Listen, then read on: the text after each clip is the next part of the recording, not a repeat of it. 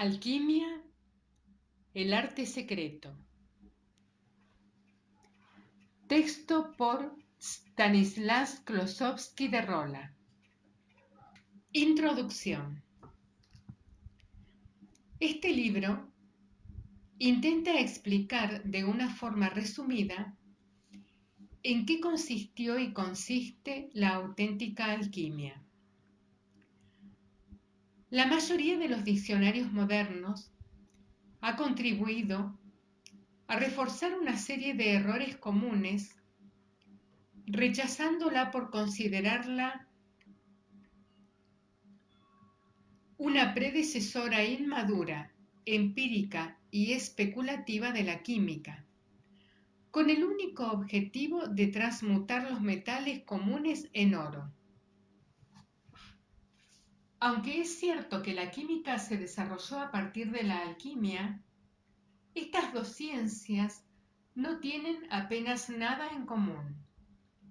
Mientras que la química se ocupa de los fenómenos científicamente verificables, la misteriosa doctrina de la alquimia atiende a una realidad escondida de orden superior que conforma la esencia que subyace a todas las verdades y religiones.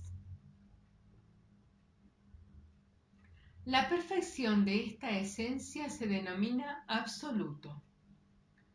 Puede ser percibida y comprendida como la belleza de toda la belleza, el amor de todo el amor y lo más alto de lo alto, solo con que la conciencia cambie profundamente y pase del nivel normal de percepción cotidiana, el plomo, a un nivel sutil de percepción, el oro, de manera que cada objeto se perciba con la forma arquetípica perfecta, contenida dentro del absoluto. La percepción de la perfección eterna de todo en todos los lugares es lo que constituye la redención universal. La alquimia es un arco iris que atraviesa el abismo que existe entre el plano terrestre y el celestial, entre la materia y el espíritu. Al igual que el arco iris, puede parecer que está a nuestro alcance, pero si se corre tras ella con el único objetivo de encontrar una montaña de oro, se alejará. La ciencia de la alquimia, sagrada, secreta, antigua y profunda, también denominada arte real o sacerdotal, y filosofía hermética, esconde tras textos esotéricos y emblemas enigmáticos las vías para penetrar en los secretos más profundos de la naturaleza, de la vida y la muerte, y de la unidad, la eternidad y el infinito. A la vista de tales secretos, el de fabricar oro tiene relativamente poca importancia.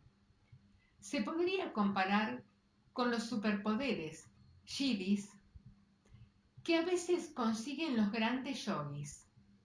Estos poderes no se buscan por el valor que en sí tengan.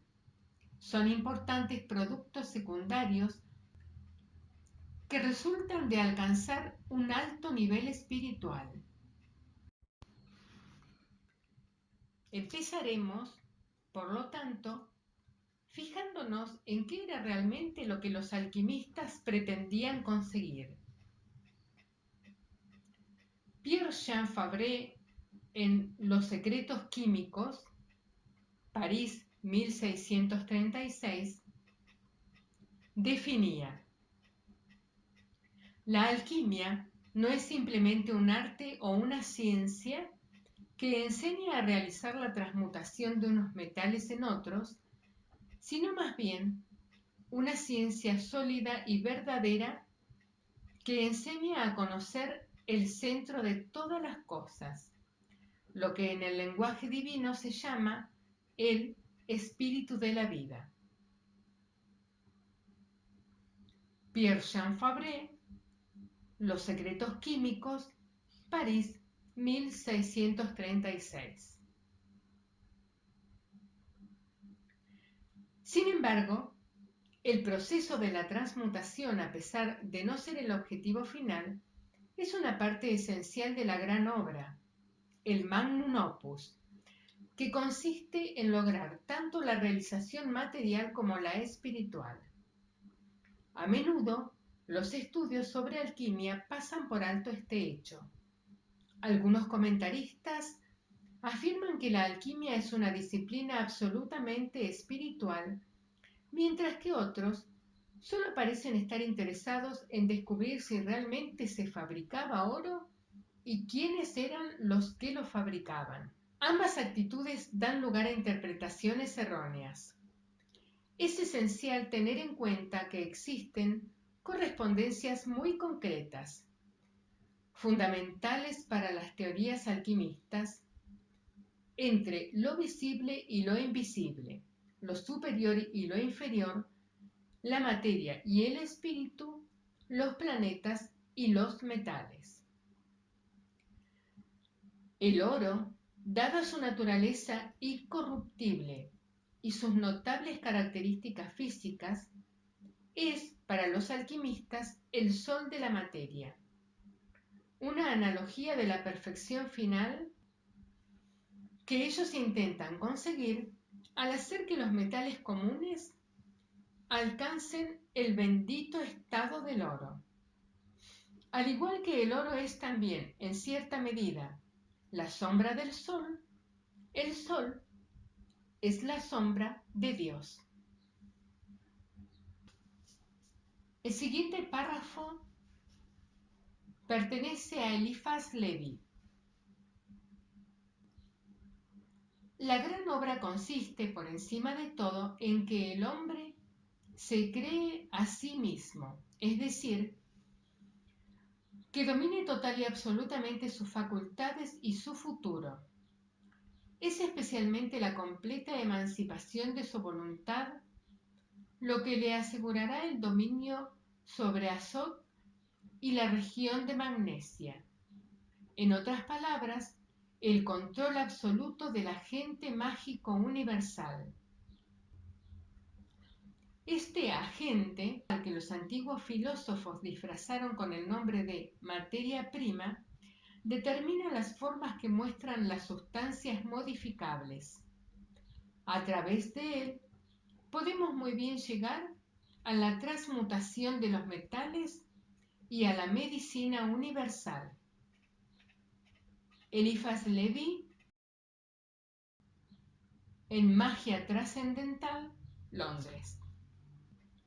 A lo largo de la historia, los verdaderos alquimistas, que desdeñaban las riquezas y los elogios mundanos, han intentado encontrar la medicina universal, la panacea. Esa panacea que, al sublimarse totalmente, se convierte en la fuente de la juventud, en el elixir de la vida y en la llave de la inmortalidad, tanto en un sentido espiritual como misteriosamente físico. El elixir no solo curaría las enfermedades, eliminando de raíz las causas que las producen, sino que también podría hacer que el cuerpo rejuveneciera y se convirtiera finalmente en un cuerpo de luz incorruptible.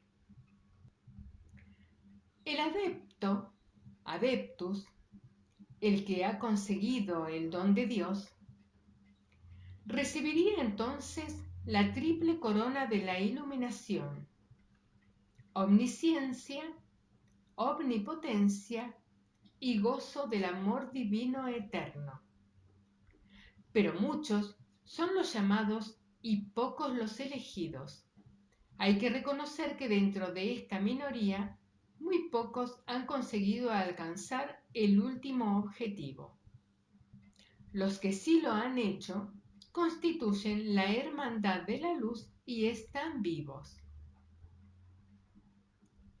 Antes de obtener el elixir, el alquimista tiene que vencer todos los obstáculos y dificultades que se le presentan en el complicadísimo proceso que culmina con la creación de la piedra filosofal. Esta es la piedra, pues así se llama, que tiene la propiedad de transmutar los metales comunes en oro. Por consiguiente, la mayoría de los tratados de alquimia parecen abordar exclusivamente la preparación de esta piedra y de otras medicinas de menor importancia. Aunque llenos de hermosas promesas, estos textos contienen invariablemente gran número de complicadas estratagemas que tienen como fin desalentar a los frívolos. Están escritos con un lenguaje a menudo tan oscuro e inaccesible que su estudio requiere años y años de absoluta dedicación. Hay que leerlos una y mil veces antes de poder entender su exégesis. Este carácter secreto constituye una de las bases de la alquimia e incluso los alquimistas modernos hacen gala de ello. Tanto los escépticos como los creyentes coinciden en afirmar que si los alquimistas hubieran hablado con claridad, hubieran sido perseguidos a lo largo de toda la historia por mantener unas ideas y creencias que no eran las convencionales. En lo que sí discrepan es en que los primeros niegan que la alquimia tenga unas bases prácticas, rechazando su carácter de ciencia oculta por considerar que es un velo que encubre la ignorancia. Y los segundos afirman que este carácter oculto era en cierto modo necesario para asegurar que el conocimiento de estas fuerzas ingentes no cayera en manos equivocadas. Sin embargo, la oscuridad de los textos alquímicos se debe también a otras razones. Constituyen un desafío para aquellos que por su naturaleza heroica intentan conocer su interior. Al igual que Teseo, el interesado se enfrenta al laberinto. Este laberinto desafía a la lógica lineal, que en este contexto carece de utilidad. El ataque a la lógica lo lleva a cabo el Minotauro del absurdo, que muy pronto reducirá a la nada al supuesto héroe que se ve incapaz de resistir su ataque. Solamente por medio de la intuición y la inspiración, el hilo de oro de Ariadna, se resolverá el enigma y la luz sucederá a la oscuridad.